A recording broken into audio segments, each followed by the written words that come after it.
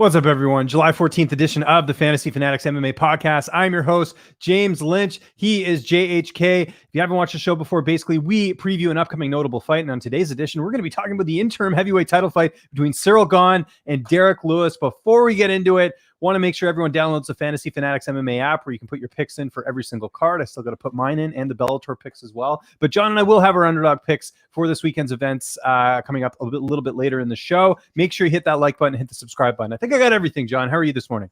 Or this evening, man. In your case. There you go. Yeah, it's the evening. Yeah, I'm good, man. I'm ready to rock and roll. Yes. As we usually do with this show, we want to start first with how we got to this position with this fight. And we'll get into that in 1 second. I just want to remind everyone, though, if you have any questions, post them in the chat. We'll get to them as soon as we're done the breakdown. I had one more thing on the housekeeping, as you can see there. So how did we get here, John? Well, it's pretty simple. Francis Ngannou is the reason we're here. It was supposed to be, most people knew it was supposed to be Francis Ngannou and Derrick Lewis next. Ngannou apparently wanted September. The UFC is like, no, we're doing this date in Houston for August. So here we are. Ciryl Gane, just days after beating Alexander Volkov, earns himself an interim heavyweight title shot. The fight itself I love. I think it's a fantastic matchup. I think it's a great test for both fighters, and I think it's a really good opportunity here for Gane to continue to prove that he's one of the best heavyweights in the world. And for Derrick Lewis, it's a chance at a title. It's something he's never had in his career. He's had a title shot, but he's never actually been able to win the title. So John, just your thoughts first on how we got here in terms of this matchup. A little bit out of left field for a lot of us when we're seeing this fight come together. Of course, it is out of left field. We knew that Derrick Lewis was going to get the next title shot, but we didn't have any idea that Gane was going to be, in line for that right now at this moment. We knew that he will be there eventually. I thought Stipe was going to step in and possibly fight for an interim title if they were going to have one. I don't know what's the status of Stipe. Have you heard anything? Because I was surprised by this. Well, I'm not entirely surprised. I mean, if you lose your title, to get an automatic title shot after that, I mean, and I know Stipe has had a great, legacy and everything. It's not like to me, this is the only way you do an immediate rematch with the title fight if you've been the champion is if it's a quick finish, like, let's say like the first Cormier fight where it's just like first round finish, whatever. And then, or if it's a controversial decision, neither of those happen. I think Francis was dominating the fight and then ended up finishing the fight later. But to me, I'm not surprised to see Stipe there. And let's not forget, he got finished in that fight. He probably wants to take some time off. He's, older, probably needs some time to heal. I don't think he was in a rush to get back in there and fight for a title, especially when it sounds like he might be getting the winner. I guess they're saying Francis will get the winner. Yeah. I'm not sure. I don't know. I'm trying to keep track here. It's tough to keep track, but I don't know what the status is with Stipe, but I think he is holding out to fight for a title again. I think the real title, though. I saw an interview, or I saw, the article from the interview that Dana White did, and he said that these guys will fight, Lewis and Gane. The winner faces Francis, and then the winner of that faces Stipe. And it's kind of a slight at John Jones. He didn't even mention John Jones in line for the title shot at all. So it's kind of funny, man, how they're handling this like weird situation at the top of the division right now. I think it's all about money because, part of it, I think, is about money with Francis too. 100%. The Jake Paul comments, right? I mean, we know that definitely played a role. There's a lot at play here. I mean, I remember when this initially happened, it's like, why didn't they just wait a month? And then you sort of look a little bit deeper. Fights in Houston. Derrick Lewis is from Houston. Obviously, he's a big draw for them. That's going to, help with the ticket sales. And then the other thing, obviously, is the Ngannou comments and the contract and all that. Like, because that was my thing. Like, if it was an issue of that they wanted to do this fight in Houston, why would you not confirm Lewis and Ngannou for a date that Ngannou could actually do? Like, that's your heavyweight champion. That should be the most important thing. Can he fight on this date? I would think that would be done. But, we've seen this before, and this is something we could do an entire podcast on, I'm sure, is just the UFC likes to kind of bully their fighters a bit. And they say, okay, well, you're not going to come to our terms. Good. We're going to do an interim title fight, whether you like it or not. And that's where we're at right now. So that's how we got here. That's how we usually start things off in the show. But let's get to the tail of the tape here. I'm going to start first actually with Ciryl Gane, who is totally, been the exception to the rule. And what I mean by that is Ciryl Gane's only got 9 fights, and here he is in an interim heavyweight title fight. That doesn't happen too often. Ciryl Gane, 31 years old, 6'4" with an 83-inch reach, comes to us from the MMA Factory, which is Francis Ngannou's old gym. He's coached by Francis Ngannou's old coach, Fernand Lopez, which isn't like a super notable camp. I think the only other notable guy that you would know from there is Alan Badeau, who's the heavyweight. But outside of that, it's pretty just much its own camp, so to speak. And with Gane, great resume. I mean, his second pro fight, I always mention this, and I think we did this last time we talked about a Ciryl Gane fight. His second pro fight was against a guy by the name of Adam Diceka, and you guys know I'm very high on Adam. He was the guy that was supposed to be on Contender Series, Canadian heavyweight. He was undefeated at the time, 7-0, and Ciryl Gane finished him in the second round. And there's actually a clip on my YouTube channel with Fernand talking about how Gane got signed to the UFC, and Fernand Lopez apparently told the UFC, hey, check out, I got this guy, he's ready. And Mick Maynard's like, we need to see more. Oh, and this was after the Diceka fight, which, I mean, that was a huge win in itself. Just 2 fights in, he beats this guy, Adam Diceka. It was the second fight, which was for the TKO heavyweight title, which is a promotion up in Canada, used to be on Fight Pass, that he won in the first round. And Mick Maynard's like, okay, we'll sign him. And then that's when he got the fight against Rafael Pessoa just a few months later. It was actually 3 months later that he after won the TKO heavyweight title that Ciryl Gane got signed to the UFC. John, you know when that was? You know when his UFC debut was? I think a lot of people forget this. His UFC debut was August of 2019. Like, that's crazy. That's like Israel Adesanya to some degree in terms of making your UFC debut and now fighting for a title. So really incredible. He finished his first 3 opponents, including Rafael Pessoa, Don'Tale Mayes, or first 2 opponents in the UFC, I should say. Beat Tanner Boser, which at the time was a big win because Tanner, I believe had not lost in the UFC. Knocked out JDS. Had the not so great fight with Rosenstruik, but that was still a win. Rosenstruik's still very dangerous. And then, of course, the last fight, Alexander Volkov, that made me a believer. I was like, okay, this guy is legit. I knew he was good, but to beat a guy like Volkov the way he did, super, super impressive.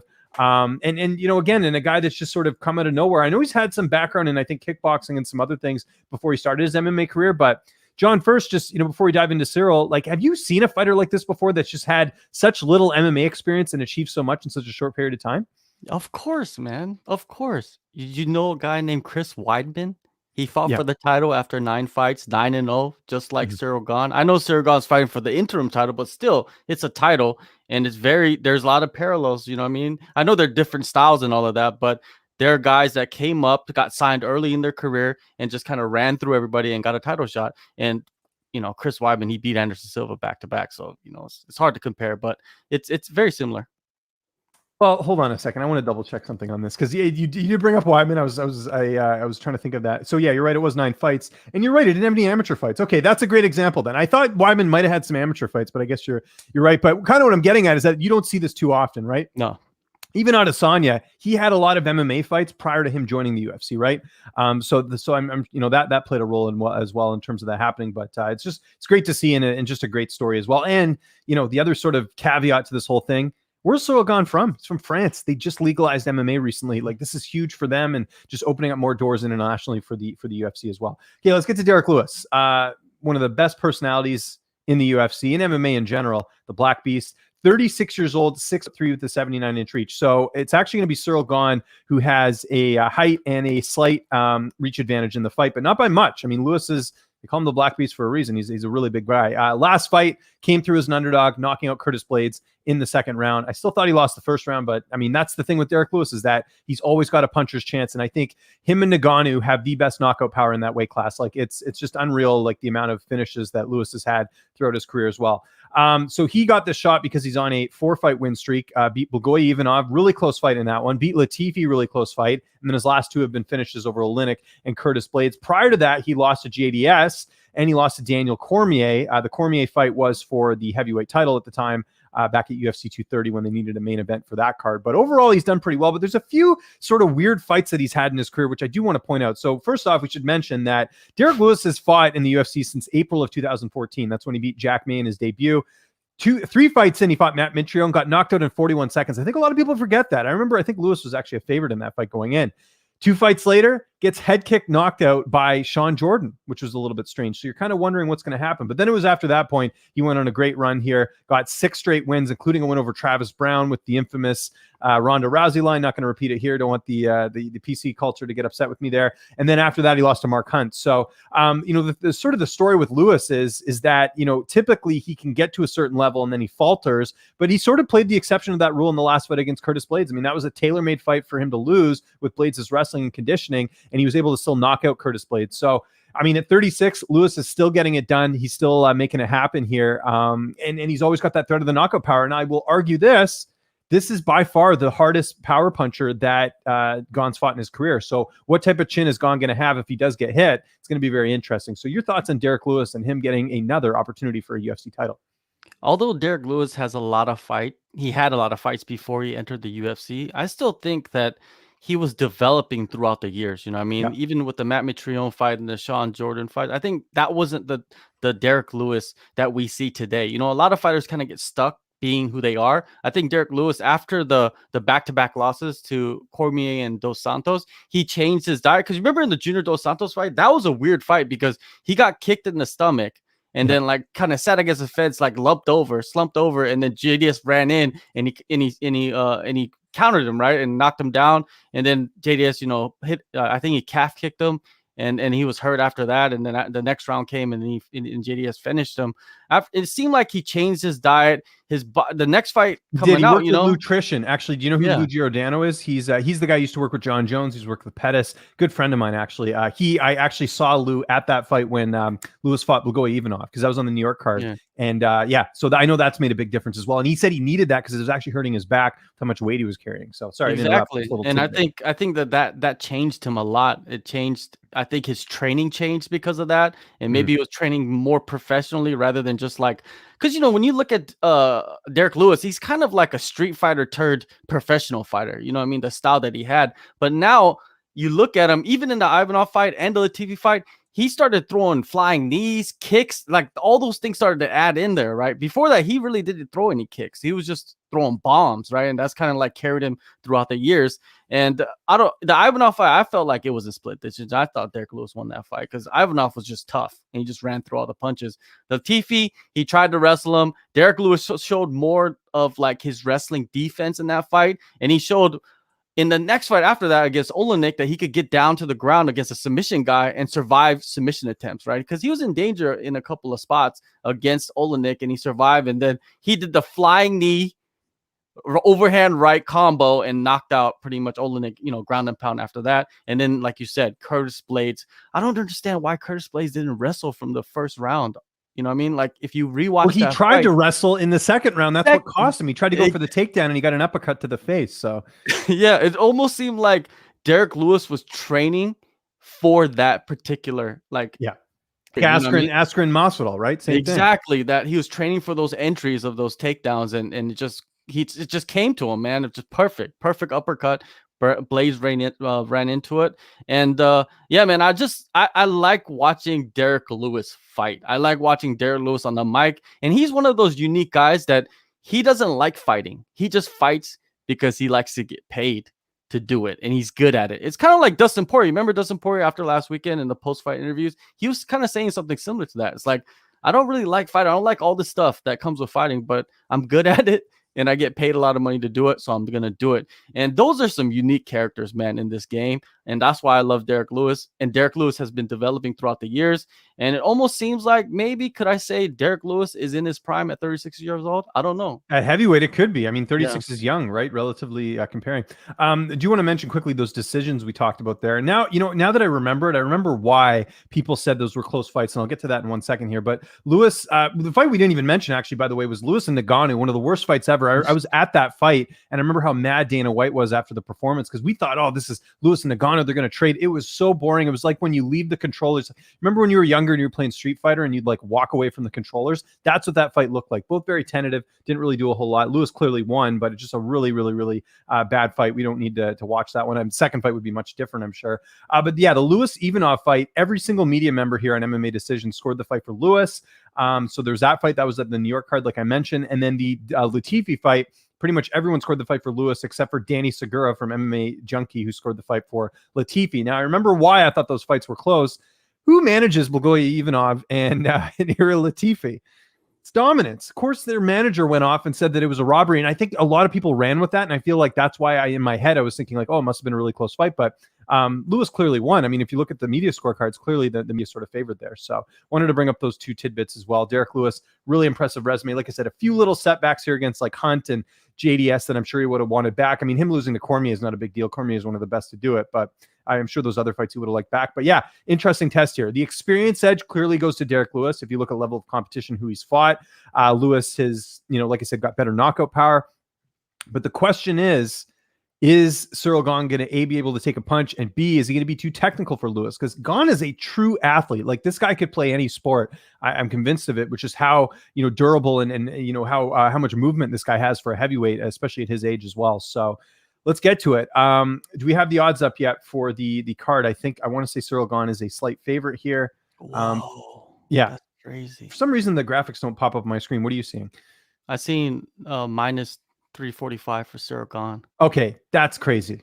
That's crazy. Yeah. I like Gane in this fight. Spoiler alert. I might as well explain why I like Gane. But that's way too high in my opinion, especially with what Lewis possesses, the experience and all that, and the fact that this guy's got killer knockout power. That line is way too far. If I was to set the line right now, John, I would maybe go, as a generous line, I'd go maybe minus 200. I'd honestly go as low as minus 150. I really think this fight is that close. And I know you look on paper, you think Lewis, older, slower, style wise, it definitely favors Ciryl Gane, but he's got that knockout power. And honestly, I'm way more of a believer now with the fact that he knocked out Curtis Blaydes. And I know Blaydes have been knocked out by Ngannou, but still, you look at some of the other guys that Blaydes has fought and he never got knocked out. Overeem, Mark Hunt. There's so many other guys that he's fought that didn't take place. So that's why I'll never count out Derrick Lewis as well. But I am in this fight. I agree with Ciryl Gane being the favorite here. He's younger. The other thing is he hasn't taken any damage in his career because he hasn't lost. So there's that side of it too. Just the fact that he hasn't had that wear and tear like Lewis has. Lewis has been finished. He has back problems. He has all these issues that just make it tough to see him as a potential champion in that spot.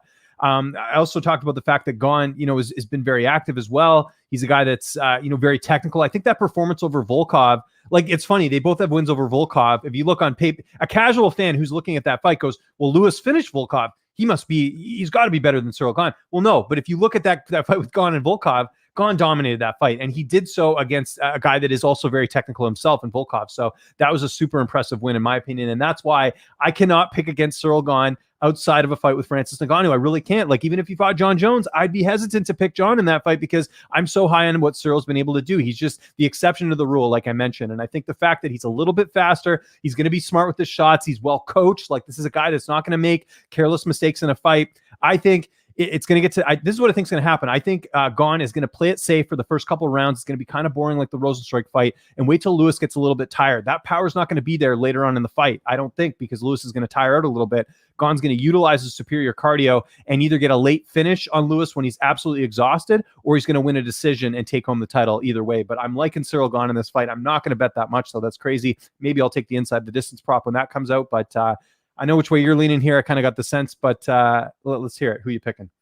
All right, Ciryl Gane, man, when you break him down and just watch him as a spectator, the guy arguably is probably the most athletic heavyweight we've ever seen in the octagon ever. You know what I mean? And that's saying a lot. The dude switches stances so fluidly. He's so light on his feet. He's fast.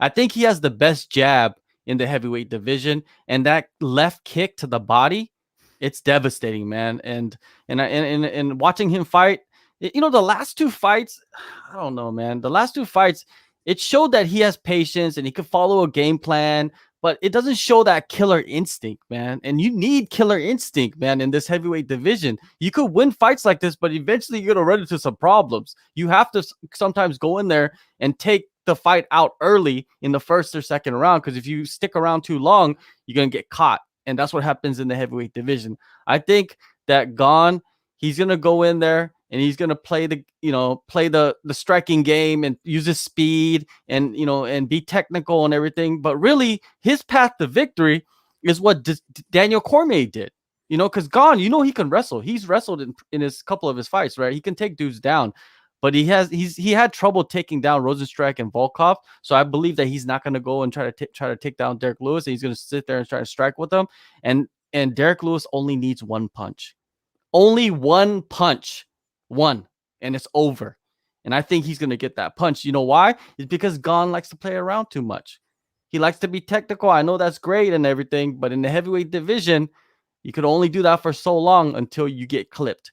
And I want to see his chin get tested, because we haven't seen his chin get tested yet. Have you seen him get tested? There hasn't been any moments, right? And there's not really any moments at the highest level where Gane was super impressive either. Yes, he did finish JDS, but that elbow was to the back of the head.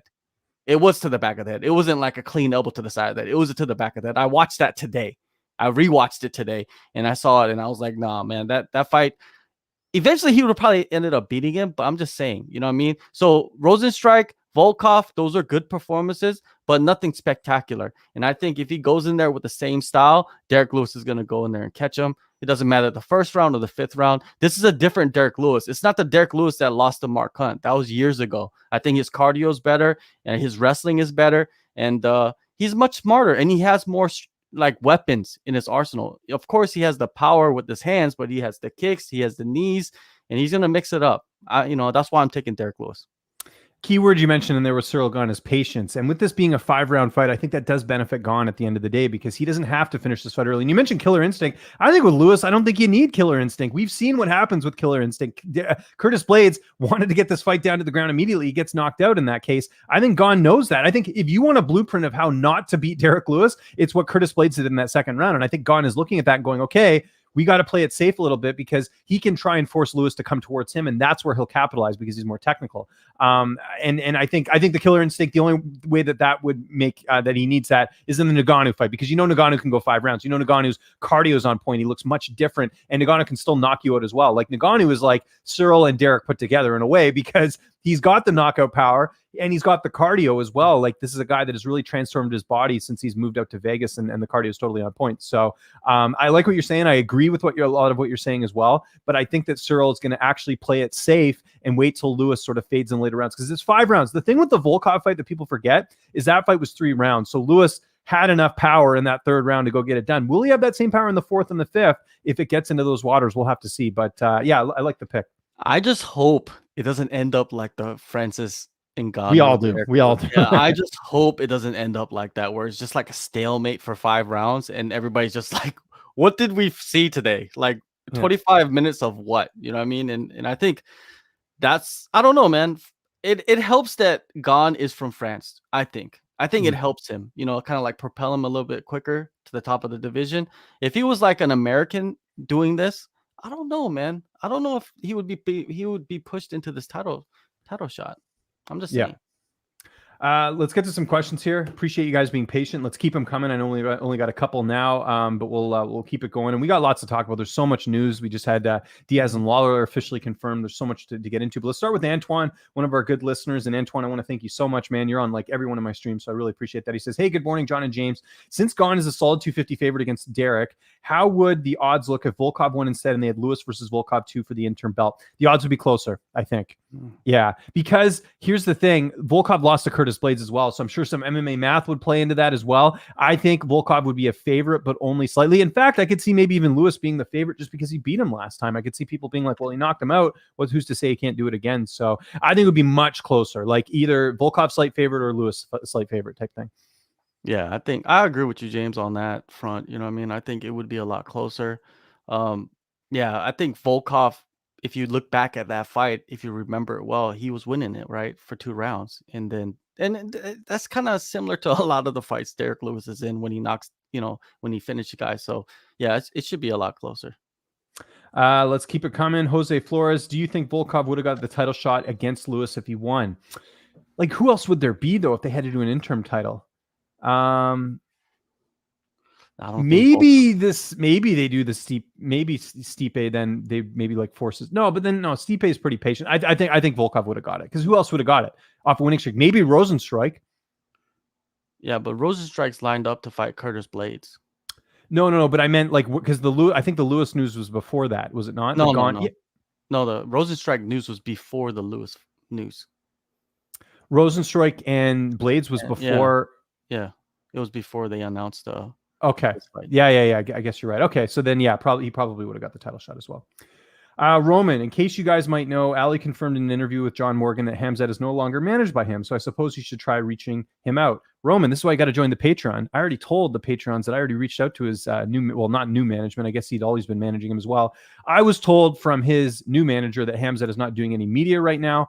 Yeah, I mean, we knew about this. I mean, we put the dots together like a week ago, and I got so much crap for it. And I don't see anyone coming back and saying, hey, James, you were right about this. Because remember, I did the whole way back thing on the website with Dominance where he was on there and then he wasn't. He's not following him on Instagram. People called me fake news. Where are you guys now? You should be having a nice slice of humble pie. And the thing was, I didn't even say it was to be fair, I didn't even say this was confirmed. I just said, isn't this interesting? What do you guys think? And I put the question out there, but people were so offended because apparently, we have a lot of Ali super fans out there apparently. So yeah, I did reach out. Doesn't sound like he's doing any media. That may change closer to fight time, because remember that fight's in October. So a little bit of time to figure that out as well. I'm not going to read the second question from Jose, but I think a lot of people agree with you there. Why do you think Dana likes Lewis more than Ngannou? Dana only blamed Ngannou for their boring fight, and now he's giving him the interim belt when Ngannou had to wait. It's the money thing, like John mentioned. Has Derrick Lewis ever complained about fighter pay? No. That's part of the reason why this fight's not happening with Lewis and Ngannou next. So there you go. I think Derrick Lewis gets compensated really well by the UFC. You know what I mean? And he's satisfied. He's living a good life. Every fight he's probably getting paid a lot more than people think, right? And sometimes you can outprice yourself, right, as a fighter. And who has all the marbles? The UFC does. So if you say something too high, they don't like it. They take things away from you. So it is what it is. Which heavyweight prospect has killer instinct and power? Chris, the Officer Dawkins, his next fight against Shamil. Yeah, he's great. We both interviewed him actually recently, and Chris, really, really, really good guy. I like Chris. Yeah, he's going to be a problem. Him and Tom Aspinall, I'm very, very, very high on in that heavyweight division. And I think, actually, Chris told me in the interview, I think he was offered Greg Hardy, but it didn't. The timing didn't work out or something. Which, looking at that fight last weekend, that could have been way worse than what Tate did. Chris Dawkins would have just steamrolled him. Yeah, Chris is very good, because the thing with Chris is, like, you've seen his knockout power, but he's like a jiu-jitsu guy, like a heart, So it's like the fact that like he's evolved that much in his stand-up as well, and his cardio's on point now. That was something he talked about. He didn't like his physique, and he's really working that out. And he's doing all this while being a police officer. And I know he told me that basically that's going to sort of taper down a bit going forward. Like, how good could this guy be? Because he's not old. He's a younger heavyweight, and it seems like he's got all the makings of being a legit contender in that division. So there's a lot of young heavyweights coming up, dude. Guys that we're not even talking about right now, but they're working themselves up. Chris Dawkins, he's on our radar because we've interviewed him, and he's beaten some decent names. His next fight is going to be a really good one. I think that's going to be a really good test. The number 7th ranked guy, you beat that guy, you're in the top 10. Then after that, dude, it's just killers, right? Just killers for Chris. So it's going to be a great to see. What's the news on Tom Aspinall, man? Like, is he lined up for a fight or what? I haven't heard the latest on him. Let me just do a quick. I always feel like I don't think he fights is that are booked, and then you never hear about injured. Them. I think he's injured. Probably injured. Yeah, if he's not back yet. Yeah, because he beat Arlovsky in February. So I haven't heard anything off that. Yeah, but also I remember Chris was telling me, when I spoke to him last time, that he's taking all of his vacation days. So pretty much he's not even working right now. He's just training full time. And eventually it's going to go to just completely full time, just fighter. And man, I can't wait to see what that version looks like, because the dude he's got a lot of potential. One other thing I asked him in that interview as well is, like, he trains, he has a pretty decent camp back home. He trains with his brother Kyle Dawkins, who's in the middleweight division. He's got some decent training partners. But, I said to him, is cross training on your horizon? Because you look at like a camp like Extreme Couture, there's a lot of heavyweights there that you get to work with, good heavyweights. You've got Tim Johnson, who's in Bellator. You've got Vinny Magalesh. You've got Roy Nelson. Like, there's just a whole bunch of bodies that you can work with, and and you've got the PI there as well. And it's something he said he'd be into. Like I said, once the sort of the police officer responsibilities go. So again, this is a guy who's already found success just in his gym, which is not even like a notable gym. And the potential of him going and training somewhere else and getting even better training is just a scary thing for that division. So that is my thoughts on Chris. We're both big fans of his. Jose Flores, early thoughts on Rosenstruik and Blades. So immediately my brain goes to Curtis Blades and thinking that he's going to win the fight, and on paper he could do it. There is part of me though that's like, what if Rosenstruik cracks him? Like, you never know, right? Like, it could happen. And I, all the respect, I Blades and I go way back. I mean, I've been doing interviews with him since he fought in RFA. Blades should win, but you got to wonder about that knockout power, because again, it's not just Francis Ngannou's kryptonite. Apparently Derrick Lewis's as well. And that Lewis fight was so shocking to me, because I knew Lewis had the ability to knock out Blades, but I thought with Blades being knocked out twice by Francis and just knowing that Lewis was going to slow down a little bit as that fight went on, how he made a mistake like that. And he's, I know he's learned from it. And I know he actually told me he's been doing a lot of jiu-jitsu as well. So maybe he'll try and take it down. I don't know. We'll see. But yeah, I would favor Blades in that fight, but Rosenstruik, I may hedge that with Rosenstruik by knockout as well. Yeah, Rosenstruik's another young heavyweight too, man. And he's still developing, you know what I mean? A lot of people put a lot of pressure on him because he kind of got skyrocketed really quick to the top 5. But man, I think he's going to be around for a long time. And this is a huge test for him, because if you look at his past opponents, how many actual wrestlers has he faced? I don't think he's faced any. This is going to be no. a big test. You know what I mean? The only one that actually wrestled with him was Gane. And Gane really wasn't able to keep him down for too long. You know what I mean? He took him down, but he wasn't able to. I think Curtis Blades probably will be able to take him down. It's just see if Rosenstruck can get back up and stand and strike with him. I don't know. I think we'll probably preview this eventually, right? Yeah. Oh yeah, of course. Yeah, that'll be on our list. There's a lot of fights. We were just talking yesterday in our group chat that there's so many good fights coming up that we're gonna have to look into very soon. Antoine says, since UFC 266 has the featherweight title fight as the main event, and now the flyweights with Lawler Diaz too. I think you mean welterweights. What fight are you guys looking forward to the most? UFC 266. For me, the fight I'm still looking forward to the most is coming up here very soon is actually the Dillashaw and Sandhagen fight. I'm really looking forward to that. But if we're talking about this card alone, oh, you mean the flyweight title fight is on there as well. Sorry, I got confused. Shevchenko. Shevchenko Murphy, which, by the way, congrats to Lauren Murphy. Like, you want to talk about a career turnaround and someone that's really had to grind their way to get a title shot. It's Lauren Murphy. So good for her. Also, Merab and Marlon Moraes. I don't know why Marlon's taking that fight, man. That's a tough fight when you're coming off a bit of a losing streak. Just to give you an idea of how stacked this card is, Andrade Calvillo, by the looks of it, is going to be on the prelims. Like, this is just a super stacked card. So, I mean, it's a great card, which doesn't, I don't know. I'd have to look at sort of the research on this, but I don't ever remember a September card being very stacked for the UFC, because usually they stack the July cards and then you sort of get the leftovers. I remember traditionally, actually, a lot of the September cards would end up being in Canada. Remember, they had the Edmonton card with Felicia Spencer and Cyborg, and then they had Holloway and Edgar on that card as well. And I mean, that was, 2 title fights, but still not like super enticing fights. Like, I think everyone felt that like Nunes was going to destroy Spence, or Cyborg and Spencer and Holloway and Edgar on that card as well. But anyways, what was the question? It was what fight on that card are we looking forward to the most? I would probably be Ortega and Volkanovski, to be honest. Yeah, of course, man. 50-50 like, they're making the Lawler Diaz fight a 5-rounder too. I don't know why are the Diaz's fighting 5-rounders. They're that probably special. Whatever. Maybe that's in their maybe because they do triathlons, they feel like their cardio is great, and maybe it was the only way they'd come back. I don't know. The Diaz brothers are the exception to the rule, obviously. So if this Nick Diaz comes back after 6 years into a 5-rounder and gets mauled like Nate did in his last fight, what else do they fight with 5-rounders again? Is it just something that they're going to continue doing? I don't. Nobody knows. Make sense. Like you said last week, they had Gilbert Burns and Wonder Boy, most likely a number 1 contender fight. Why wasn't that a 5-rounder? You know what I mean? It's like, what is going on? Because they aren't the Diaz brothers. I literally asked Corey Sandhagen this exact same thing, because Corey and TJ wanted to do 5 rounds, and I said, well, and they're like, well, we wanted to fight sooner. I said, well, did you ask them, like, because Nate Diaz got 5 rounds? He's like, well, we're not the Diaz brothers, apparently. That's what he said. So it just goes to show. I think if you have fights that are pivotal for the division, they should be 5 rounds. Because frankly, and this might be a controversial take, it's not fair to the rest of the division. It's not fair. Like, how is it fair to Leon Edwards that he had to fight 5 rounds and Thompson and Burns had to fight 3? And people are talking more about Burns being ahead of Leon at this point because of that. Like, it's silly. Because had that Nate Diaz fight only been 3 rounds, we're not even talking about Leon would have a much stronger case, especially with Wonder Boy losing now, for a title shot. So it's crazy. It would have been like 30-26 on the card. Exactly. Yeah, exactly. I know. It's nuts. Roman says, I know Colby said the rematch will happen, but thoughts on Ali saying he's waiting for the winner of Kiss and Luque? Because Luque is his client. Of course he's saying that. I'm surprised he didn't say Gilbert Burns deserves a shot next.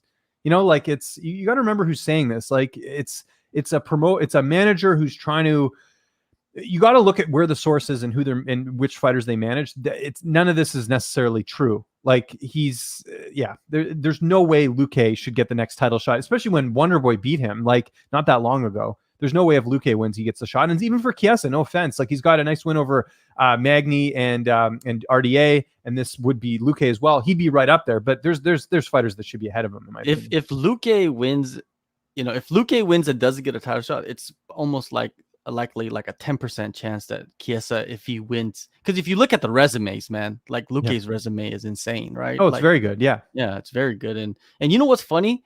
I just saw today that they switched places in the rankings, but they didn't even fight yet. Like, Chiesa moved up 1 spot in the rankings and Luque dropped 1 spot. Well, someone must have lost then to switch things up a bit, no? But still, like, they just switched spots.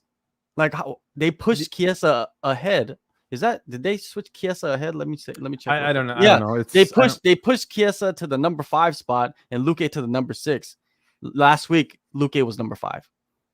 Like, how did that happen? That's why I don't do the rankings. They're crazy. Jesus. Jose Flores says, Dawkins got offered Greg Hardy for December after beating Nascimento, but wasn't training at the time, so he declined. There you go. And in fact, I think he literally said that exact same thing in my interview, but it's tough. I interview a lot of fighters. Sometimes I forget things. Antoine says, could Aspinall be a future champ? He's only 27.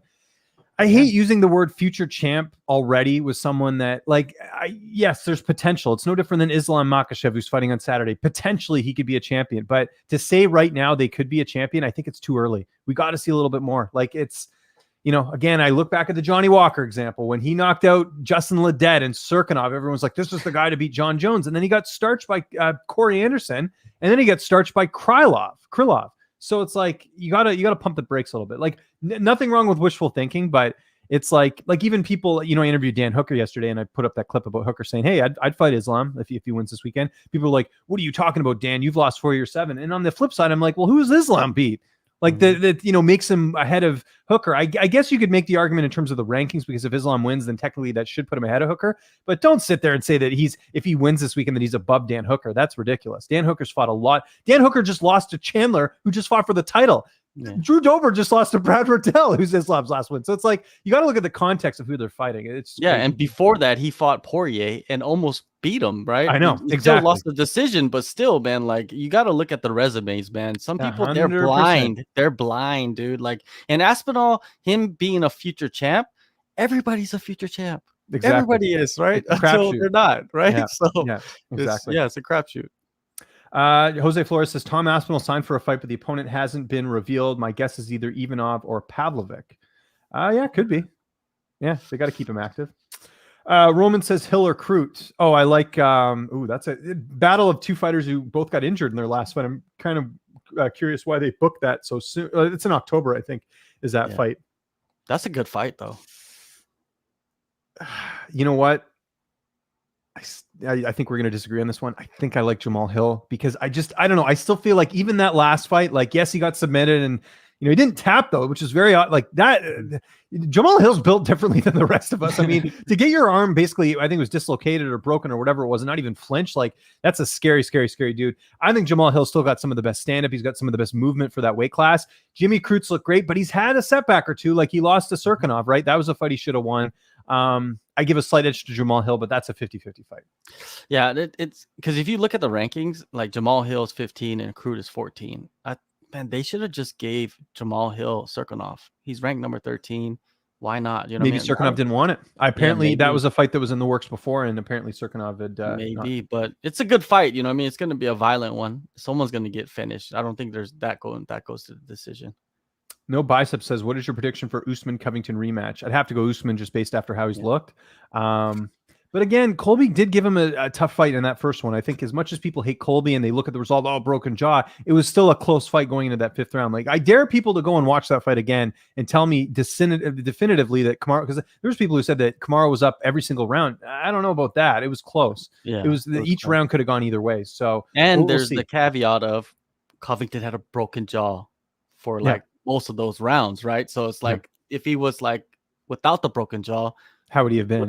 How would it look? I mean, so the only thing is Usman's stand-ups improved tremendously. Like, to go out there and knock out Masvidal, that's going to be tough. But we'll see. Colby's at a new camp now. Maybe it's for the better, in terms of him being an MMA master. So, but him being inactive too, and it hurts him. Yeah, it hurts a lot, dude. I think it hurts a lot because you don't get to test out what you're improving right inside the cage in real time. So but you also know Colby's training a lot, right? Like, he's he calls himself the king of cardio. Like, he's always in shape. So it's not like, the conditioning's on point. We'll see. I hope the fight happens. They got to just do it to close this chapter, because it's like, it's getting annoying now where it's like, okay, now we're entertaining Nate Diaz. Like, come on, that's silly. Unacceptable chat tree. Why do you think Diaz Lawler is 5 rounds, and why would Nick agree to that? Again, what I just mentioned, Nick does triathlon training. Nick, I don't know, maybe it's more of a payday if he does 5 rounds. I'm not sure. Maybe I can get an interview with his manager. We used to do a podcast together once upon a time, so we'll see if maybe I can link something up there. Is he still managing him? Because I saw something about Cesar Gracie was doing some. No, it's still. I saw a photo on Instagram yesterday from his manager with his arm around Dana and Nick and saying, "Oh, we got the deal done." So we'll see. Okay. Well, I'm working on that. This 5 round thing is very odd to me. Like, it's and even Lawler agreeing to 5 rounds. Lawler's probably like, dude, I just want to finish up my contract. I'm good. Yeah. It's like, it's weird. It's like, would either of these guys get a title shot if they won? Do you think Diaz would get a title shot if he beats Lawler in this 5-round fight?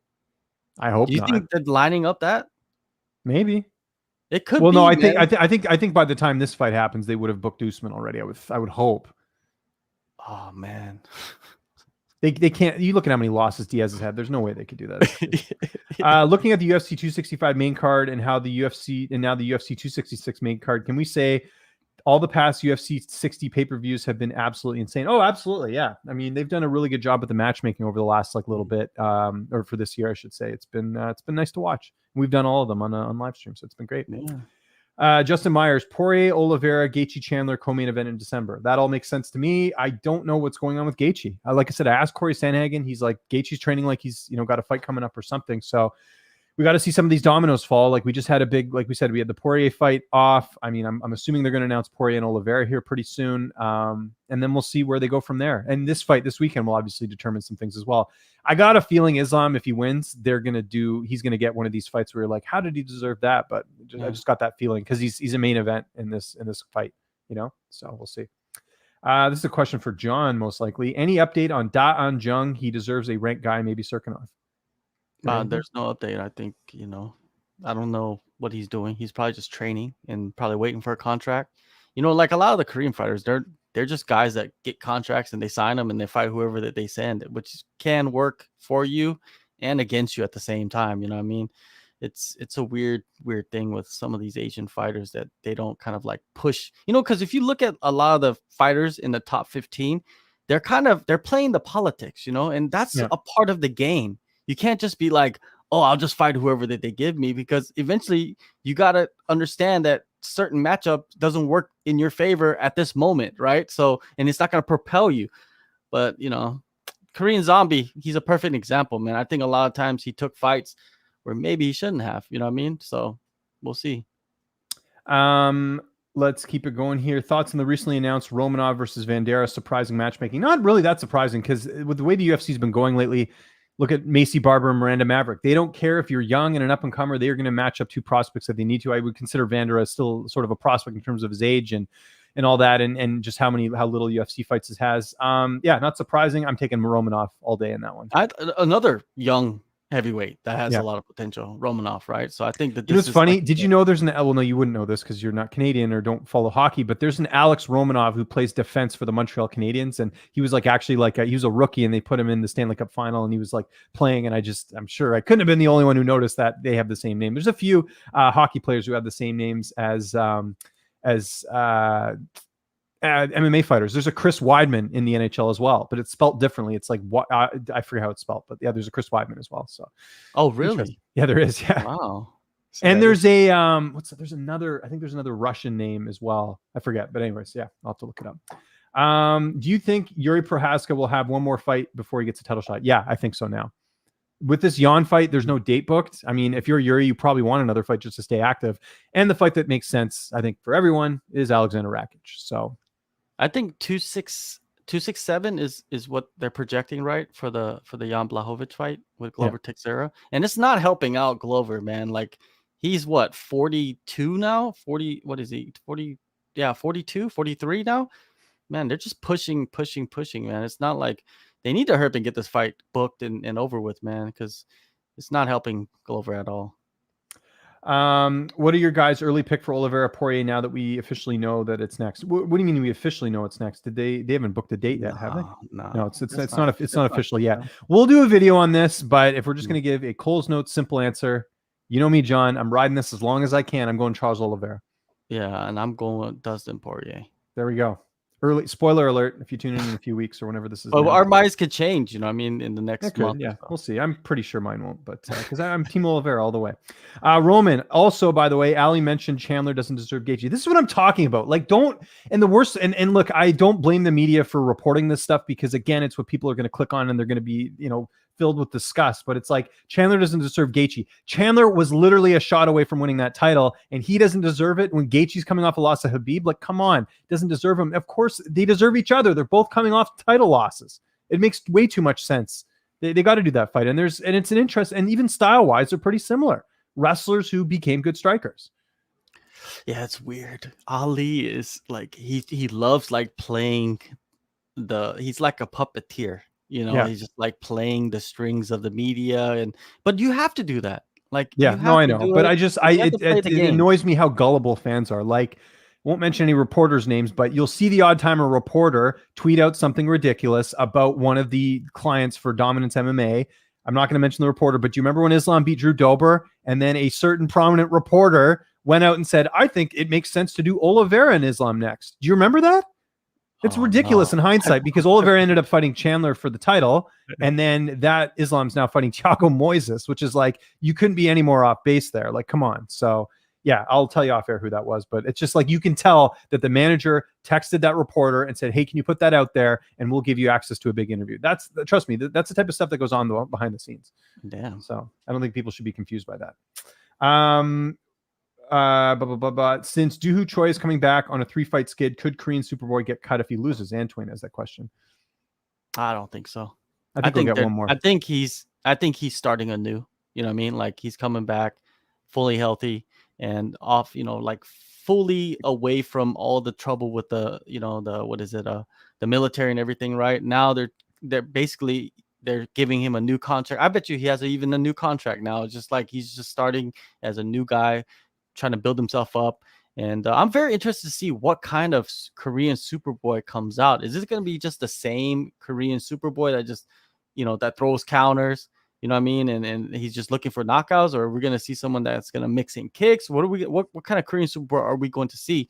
But they did match make really well by putting him against Danny Chavez, because Danny Chavez is going to stand and strike with him, right? And it's going to be a fun fight. I think it's going to be a great fight. Like just fight of the night, and it's co-main event if I'm not mistaken too. Yeah. So there's a lot at stake. I talked to Danny yesterday. Love that guy. That guy can talk. If you've ever interviewed him, he's a really, really, really good interview. It'll be on Odds Checker US coming out here in a few days. But one of the things he talked about was that I guess like he felt like he was overtraining, and he even told this cool story about how I guess even the other day he was training, and Colby Covington was like, "Look, dude, like you got to scale it back a little bit. And if Colby's telling you that, then you probably got to chill out a little bit on the overtraining." So he talked about that in the Jared Gordon fight. He's also never taken supplements before, which when he said that, I was kind of like, I don't know if now's the time to do it with everything going on with USADA. But he says, now he's he's taken some supplements. He feels, a lot better with his conditioning. And apparently his sleep wasn't very good. He bought a new bed. So those are like little things that could be interesting in this fight in terms of Chavez and what he can do in this fight. Because he knows the thing I love about Chavez is he's realistic. He's in his 30s. He's like, look, I don't have time to build up my resume in the UFC. I'm not getting any younger. I got to go for broke now. And I think he knows the opportunity here. And he feels like, even though it would only be 2 in a row if he loses, but he feels like he could get cut. And that's the mentality you should have. And I think that's something that will make this a much more interesting fight, with Choi coming off the layoff and then Chavez obviously needing to bounce back from that Jared Gordon loss as well. So really good stuff. Make sure you check out that interview in a few days here as well. Before we got some time, I got to dart out of here a little bit early for an interview, but let's get to this weekend's card and talk about our underdog picks. I'm trying to remember who we went with on UFC 264. I think, was mine Greg Hardy? I forget who my underdog pick was last week. I'm pretty sure it didn't come through, whoever it was, my underdog pick last week. But no, it was Akhmedov. I think that was my pick, which obviously did not work out. But this week, who's my underdog pick? I am actually going with, I'm going with Billy Quarantillo. Yeah, I think Billy can upset here. Benitez, not a ton of activity over the last couple of years. Quarantillo, I think, has really made some nice adjustments here. If you look there as well, a little bit of a height advantage anyways, not a reach advantage. A little bit younger. And I just think is, has a little bit more at stake here as well. I think he learned a lot from that Gavin Tucker fight. He knows that he can, go in there and put on a little bit of a better performance here.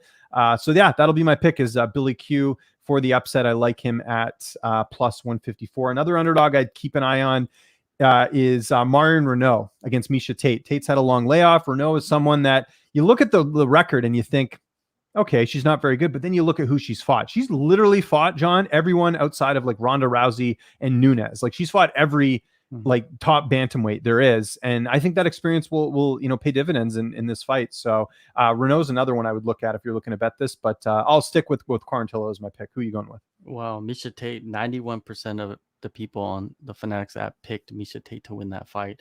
I think my pick for underdog is going to be Dustin Stolfus. I think that he has a good enough wrestling, especially defensive wrestling, and he has great ground skills to like defend off Rodolfo Vieira, and we've seen how to beat Rodolfo Rivera, right?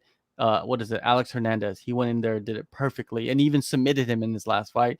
It seems like Rodolfo only lasts about a 5-6 minutes, and then he just gasses out. And I think Dustin Stolfus, I interviewed him ahead of this fight. He understands what kind of dangers Rodolfo presents, and he's ready to go in there and, expose all of that. So I think that this is a good pick. It's pretty much 50-50 on the app, the people that are picking. And another underdog pick, and I'm going to go out on a limb with this. I think Preston Parsons, man. I think people, Daniel Rodriguez, he's a good fighter, and I'm picking him to win. But I think he sometimes gets lost in those brawls, man. And when you get lost in the brawls, you could get clipped. And Preston Parsons has nothing to lose. He's stepping on short notice. If he loses, he loses. He gets another fight, right? So I don't know. Maybe you might be able to go pick him, but there aren't many people picking him to win this fight. Preston Parsons, great name, needs a new profile picture. That looks like it's from like a Sega Genesis game or something. That picture. He's got it. The UFC's got to hook him up with a nice Getty photo or something like that. So yeah, no, I agree with those as well. It's this card's actually pretty good this weekend. A lot of interesting matchups. No watch along for us this weekend, but I made you a video on the main event because Islam, man, I don't know if you've seen the numbers, man. This guy is trending like crazy. I posted a little clip of Fiziev talking about that fight. That's doing great. It's like 5,000 views. So a lot going on with that fight as well. Also, we have, should we talk quickly about Bellator since we have a little bit of time? Not a great card, if I'm being honest. The main event is the flyweight champion taking on, let me just find her, Juliana Velasquez is her name, I believe, taking on Denise Kielholtz. I always forget how you say it. And then the main event's Tyrell Fortune and Matt Mitrione. Like, that's not going to cut it. I'll take the champ in the main event. I think Mitrione will probably beat Tyrell Fortune just because of experience. And Hani Marks is on this card. Actually, that Johnny Marks and Hani Marks and Sad Soma fight is pretty good. Soma fought in Titan and is now getting a good opportunity here in Bellator. Johnny Eblen and Travis Davis will be a good fight too. Eblen undefeated, Travis Davis, a guy that's really been waiting for an opportunity. And this bantamweight fight between Matos and CJ Hamilton, if you remember, who's on Contender Series, fought Casey Kenny. That should be a good fight too. Decent card, but I'll be honest, not one of the strongest ones Bellator has put together. Any thoughts on this card before we answer? Yeah, I think we're gonna have a new champion crowned. Yeah. Okay. Yeah, I think so. I think. Well, I can tell you picked her. Yeah, Juliana Velasquez. She likes to strike, man. And if she goes in there against Denise is she's a world-class striker, right? Mm-hmm. And she's had finishes in Bellator. She actually holds the Bellator kickboxing title, I believe. Yeah. I think she's going to add another title to I think she's going to go in there and get the finish. I think Matt Mitrione also, man, he's been the shell of himself, man. What is he on, a 3-fight losing streak or something? Yeah. And Tyrell Fortune, man, he can mix it up really well. And he's got the wrestling too. Yeah, he's got the wrestling. I think he could go in there and submit Matt Mitrione. Because, Matt Mitrione, he likes to tap. Yeah. We've seen him, right? He likes to tap. So if you get him in a close submission, it seems like he loves tapping into those. So I see Tyrell Fortune winning that fight. Nothing really else. There's a pretty good prospect in Cody Law. I think Cody Law is a guy, he's in the prelims, but he's a good prospect. I think people should keep an eye on him. And I like Johnny Eblen also. Johnny Eblen, half Korean, so I got to support him every day, all day. Is he really? I had no idea. Yes. Is he a redhead? He's like Canelo a bit. Yeah, they call him the Korean Canelo. I see his nickname is Diamond Hands. And he trains now it's Diamond Hands, yeah. But before that, he was Soldier Boy, too. Soldier Boy? Okay. Yeah. Interesting. So there you go. That's definitely a PVR card for me.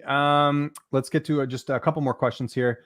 In the chat, we'll start with thoughts on Cody versus Kai. Again, not 100% confirmed yet. Good fight for Garbrandt. I'm actually a little bit surprised he's taking this fight. Figured he'd want something a bit more. I mean, Kai's obviously a name because of the fact he trains at City Kickboxing. But I figured maybe like even he could have hopped in and fought like a Figueroa. Maybe they feel like this is an easier fight with more name value and a more winnable fight as well. That's a 50-50 fight. It is. And then the weight cut, you know what I mean? Yeah. Well, apparently I've heard from multiple people that Cody does not cut that much weight. So I don't think the cut's going to be an issue, but I do worry about him getting tagged in that weight class. Tagged with less water in your body. And Kai can knock people out too. Did you see that video, that clip of they were doing a watch along for last week's pay-per-view. It was like Brendan Schaub and Josh Thompson and Cody Garbrandt.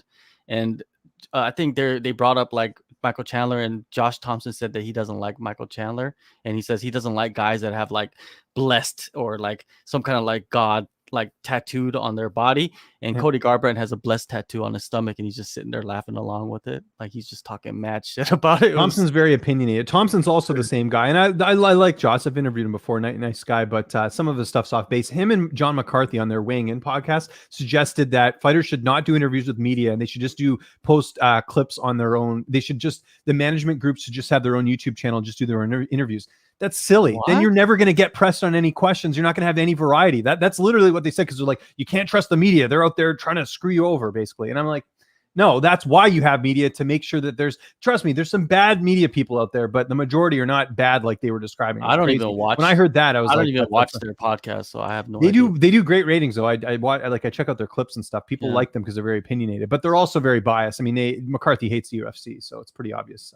Of course, with all the falling out there. Okay, we'll take 2 more questions here.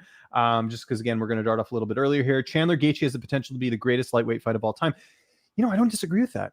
That is a really, really, really good fight. 2 guys in the prime of their career, 2 good wrestlers, 2 good strikers. Like, it's almost like like I remember at one point, like, Chandler and Gaethje were like the 2 best lightweights outside the UFC, and now they're potentially going to fight here in the UFC. Pretty awesome, if I'm being honest here. So, but what would you consider one of the greatest lightweight fights of all time? I'm just trying to think of like an all-out war, because like I don't like, for example, like any of the BJ Penn fights, like those were just like murders, right? So I don't know if I call that like a great fight. Those are murkings. Yeah. And then the Benson Henderson era was a little bit boring. Just trying to think. If you're watching right now, if you're watching the replay, put your suggestions. Put a fight that comes to mind. Yeah. I mean, one that comes to mind that wasn't a title fight, but like any of the Roger Huerta fights, like him and Clay Guida and him and Leonard Garcia. Those were Clay all like, Guida and Diego Sanchez. That one too. Yeah.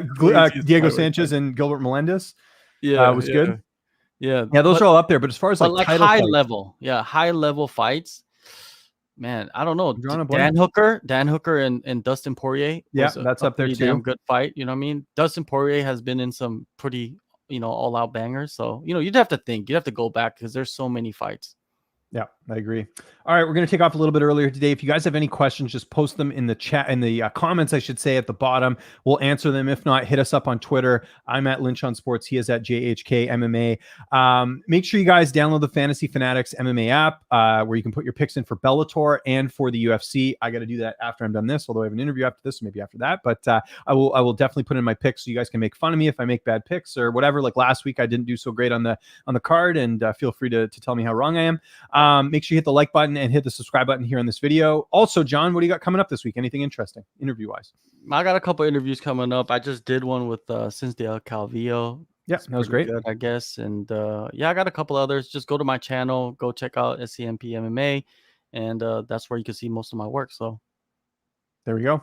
I interviewed Colby on Sunday. I've never had an interview get so much love and hate at the exact same time. Like, just total polar opposites of people. Like, it's crazy that the feedback on that one, but the interview's doing well. I think it's at like 100,000 views or something for Fanatics view. So you can check that out there. Also talked to Dan Hooker yesterday, also for Fanatics view. Really good stuff from Dan, talking about when he's looking to return to the cage, being open to a potential Islam Makhachev fight. And I asked him about that Phoenix Coyotes jersey that Israel was wearing in that live reaction thing. And he doesn't know what, I guess Israel just wore it because he said it looked cool, but that's totally random, obscure thing to wear. It wasn't even like a current Phoenix Coyotes jersey. It's not really. You know why? Because he just fought in Arizona. He probably picked it up at the mall or something when he was shopping. Good thinking. Didn't even think of that. There you go. This is why I need you here, John. So yeah, a lot of interviews on the horizon. Also talked to Hannah Goldie yesterday, Danny Chavez. Just a bunch of interviews on tap this week, and I got about 5 today on deck as well. Hit that like button, hit the subscribe button, follow us on Twitter and Instagram. For myself, for JHK, and producer Michael, always making it happen behind the scenes. Thanks so much for watching. We'll be back here a week today previewing another upcoming notable fight. Thanks so much for watching, and enjoy the fights this weekend.